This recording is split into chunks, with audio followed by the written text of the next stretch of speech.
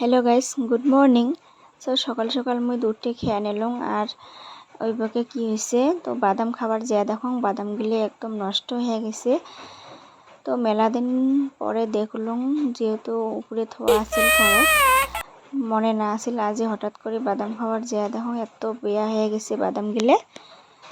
তো শেয়ার করার একটাই কারণ, তো ভাবলাম বাদাম তো টেমাত ভালে থাকে, তো এগুলো বেয়া হওয়ার কারণটা কি, তো ওই জন্য আর ভিডিও করলাম। তো এগুলো দেখো কিশমিশ এটা এখন আসছিল অল্প, তো এগুলো অল্প অল্প বেয়া হয়ে গেছে। না জানো হয়তো মেলা দিন হয়েছে, ওই জন্য অল্প বেয়া বেয়া হয়েছে।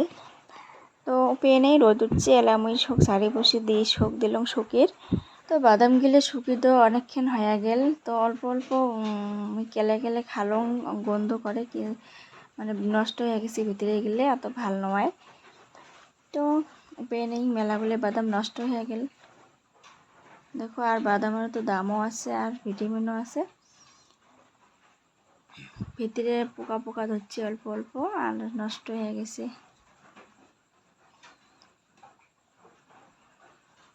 ছাতা ছাতা ধরছে, উপরে উপরে দেখা যায় সাদা সাদা। এইখানে ভিডিও শেয়ার করলাম। Bye bye.